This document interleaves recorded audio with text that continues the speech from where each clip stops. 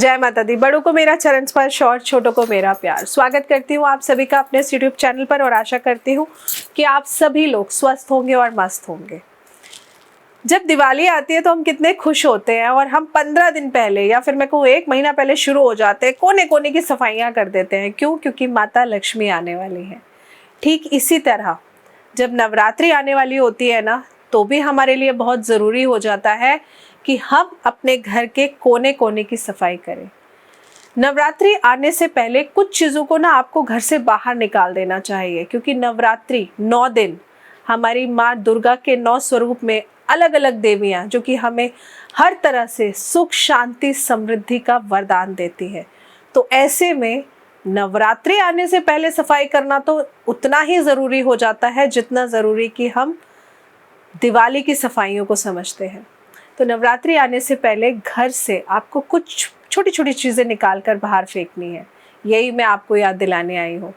और अगर आप ऐसा नहीं करेंगे तो आपको आर्थिक नुकसान झेलना पड़ेगा। इस साल चैत्र नवरात्रि बुधवार 22 मार्च से लेकर के 30 मार्च तक रहने वाली है। हिंदू पंचांग के अनुसार चैत्र माह के शुक्ल पक्ष की प्रतिपदा तिथि से नवरात्रि और हिंदू धर्म में इसका विशेष महत्व है, ये हम सभी जानते हैं। नवरात्रि में माँ दुर्गा के पधारने से पहले घर की अच्छी तरह से साफ सफाई होनी बहुत ही ज़्यादा ज़रूरी हो जाती है। ऐसा कहते हैं कि साफ सफाई के बिना घर में देवी की उपासना का शुभ फल नहीं मिलता है। नवरात्रि से पहले साफ सफाई में कुछ खास चीज़ों का बहुत ज़्यादा ध्यान रखना पड़ता है कि वो घर के अंदर बिल्कुल नहीं होनी चाहिए। कुछ ऐसी खास चीज़ें हैं जिन्हें घर से बाहर निकाल देना ही हम सबकी भलाई होती है। तो आइए बताती हूँ ऐसी कौन कौन सी चीज़ें हैं, क्योंकि अगर वो चीज़ें आपके घर में हैं तो ये बहुत ही अशुभ माना जाता है। तो आइए जानते हैं उन चीज़ों के बारे में कि वो कौन सी चीज़ें हैं। सबसे पहली चीज़, आपके घर में खंडित मूर्तियाँ बिल्कुल नहीं होनी चाहिए। अक्सर खंडित या खराब देवी देवताओं की मूर्ति को हम घर में एक तरफ रख तो देते हैं, लेकिन हम उन्हें घर से नहीं निकालते। हम सोचते हैं अच्छा चलो बाद में जब मौका लगेगा तब घर से निकाल देंगे, या फिर हम सोचते चलो पूजा नहीं करते, मूर्ति तो बिल्कुल ठीक है, छोटी सी तो कहीं से टूटी है, शो पीस की तरह रख देते हैं। लेकिन मूर्ति तो मूर्ति है और अगर वो हल्की सी भी चटक गई तो वो खंडित हो जाती है। तो ऐसे में अगर आप अपने घर में इस प्रकार की मूर्तियाँ रखते हैं तो ये वास्तु दोष बनाती है, बहुत बड़ा वास्तु दोष। तो ऐसे में आपको अपने घर से खंडित मूर्तियाँ ज़रूर निकाल देनी चाहिए, क्योंकि ऐसे कहते हैं कि घर में रखी खंडित मूर्तियाँ दुर्भाग्य का कारण बनती हैं। ऐसे में इन मूर्तियों को तुरंत बहते हुए जल में प्रवाह कर देना चाहिए। इसके बाद दूसरी इम्पॉर्टेंट चीज़ है खराब खाना। घर के साथ किचन की सफाई भी बहुत महत्वपूर्ण होती है, क्योंकि नवरात्रि में माता रानी के 9 दिन के भोग आप इस रसोई घर से ही तो बनाएंगे, और रसोई घर अगर साफ सुथरा ना हो तो माँ अन्नपूर्णा की कृपा आपके ऊपर नहीं बनेगी। ऐसे में रसोई में कोई भी खराब चीज़ें या खाना जो खराब हो चुका है वो बिल्कुल भी मत रखिए, ये बहुत ज़रूरी है। उसे तुरंत बाहर निकाल कर फेंक देना चाहिए। घर में खाने पीने की खराब चीज़ें माँ दुर्गा को रुष्ट करती हैं। इससे घर में नकारात्मक ऊर्जा आती है और माँ दुर्गा घर में प्रवेश नहीं करती हैं। कई बार ऐसा देखा गया है कि हम खाना बना लेते हैं, रख दिया, फ्रिज में रखा हुआ है, आज नहीं खाएंगे कल खाएंगे, अच्छा आज मूड नहीं है, फिर उस टाइम कुछ और खा लिया, और बहुत पुरानी चीज़ें फ्रिज में रखी रहती हैं। ऐसा करने से आप घर में नेगेटिव एनर्जी को इनवाइट करते हैं। नेगेटिव एनर्जी क्यों? क्योंकि राहु देवता इन्हीं एनर्जीज में वास करते हैं, और अगर आपके घर में जितना ज़्यादा पुराना खाना रखा होता है ना, आप राहु देव की एनर्जी एक्टिवेट करते हैं। और जब भी ऐसा होगा तो आप देखिएगा कि हस्बैंड वाइफ के बीच में कभी भी अच्छा तालमेल नहीं बैठेगा, हमेशा कोई ना कोई परेशानी बनी रहेगी। तो अगर ऐसा है तो आज के बाद ध्यान रखिए। तीसरी इंपॉर्टेंट चीज़ है प्याज और लहसुन। चैत्र नवरात्रि हो या कोई भी नवरात्रि हो, माँ दुर्गा के 9 दिनों तक धरती पर जब रहती है तो इन 9 दिनों में माँ भक्तों के घर वास करती हैं। ऐसे में घर का वातावरण और घर दोनों का शुद्ध होना बेहद ही ज़रूरी माना जाता है। नवरात्रि से पहले सफाई के दौरान प्याज और लहसुन, अंडा, मांस, मदिरा आदि को घर से बाहर निकाल देना चाहिए। ये चीज़ें घर में नकारात्मकता लाती हैं, और इन चीज़ों की वजह से आप देखेंगे जो लोग कहते रहे अरे हमने 9 दिन तो छोड़ दिया, और 9 दिन नौमी करते ही या अपने अष्टमी पूजते ही वो शराब पीने लगते हैं।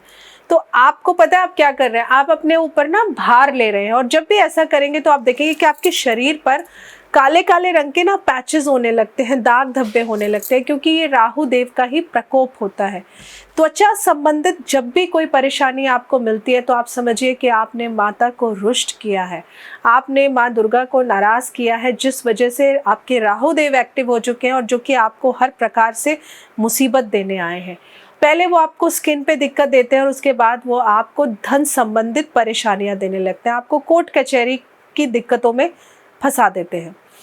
इसके बाद चौथी इंपॉर्टेंट चीज़ है खराब जूते, चप्पल और कपड़े। नवरात्रि से पहले माँ दुर्गा के स्वागत के लिए सफाई जब हम सब करते हैं ना, तो ऐसे में घर में रखे फटे पुराने कपड़े और जूते चप्पलों को घर से तुरंत बाहर निकाल देना चाहिए। घर में इस तरह की चीज़ें नकारात्मकता बढ़ाती हैं और माँ दुर्गा ऐसे घरों में कभी भी वास नहीं करती हैं।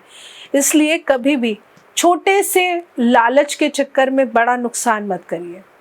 इसके अलावा बंद घड़ी, ये भी आप तुरंत घर से बाहर निकाल कर फेंकिए, क्योंकि वास्तु में कहा गया है कि बंद घड़ी दुर्भाग्य का सूचक होती है। ऐसे में नवरात्रि में माँ के आगमन से पहले बंद या खराब घड़ी को बाहर निकाल कर तुरंत फेंक दीजिए, या फिर किसी कबाड़ी को दे दीजिए, या फिर उसे ठीक कराकर आप घर में रखिए अगर आप फेंकना नहीं चाहते हैं तो।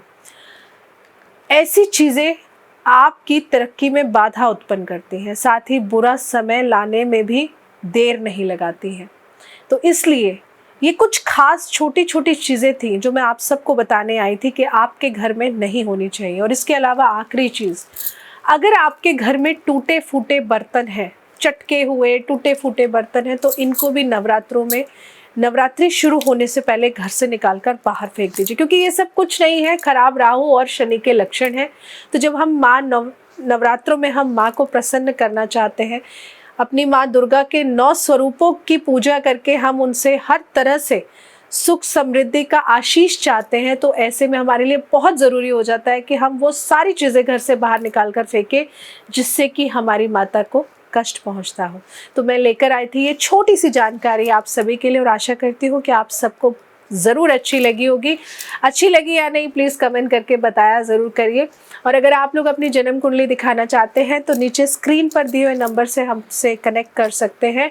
और हाथ जोड़कर फिर से विनती करूंगी कि फ्री अपॉइंटमेंट के लिए प्लीज़ मुझे कॉल मत करिए। हो सकता है शायद आप लोगों की फ्री अपॉइंटमेंट्स पहले अटेंड कर ली जाती थी, लेकिन मुझे इस एस्ट्रोलॉजी फील्ड में 21 साल हो चुके हैं और फ्री सेशन सिर्फ मैं लाइव में आकर देती हूँ, या फिर यूट्यूब पे मैं आपको हमारे चैनल पे जो रेमेडीज़ बता रही हूँ आप वो करके अपनी चीज़ों को रिलेट करके कर सकते हैं। लेकिन अगर ज़िंदगी में बहुत परेशानी है, आपको कहीं से समाधान नहीं मिल रहा है, तो मैं आप सबसे अनुरोध करूँगी कि एक बार, आप आग्रह कर रही हूँ, एक बार अपनी जन्म कुंडली दिखा के देखिए और उनको उपाय, छोटे छोटे उपाय आपको बताती हूँ, वो करके देखिए। आप खुद कहेंगे कि आपकी ज़िंदगी में बहुत बड़ा बदलाव आया है। और अगर आपकी जन्म कुंडली नहीं है तो आप अपने किसी भी रिश्तेदार की जन्म कुंडली से अपने बारे में पता लगा सकते हैं। नहीं तो आप मुझे अपने दोनों हाथों की पाम पिक्चर शेयर कर सकते हैं और उससे भी मैं आपकी ज़िंदगी में होने वाली अप्रत्याशित घटनाओं को भी बताऊंगी। साथ में आप बिना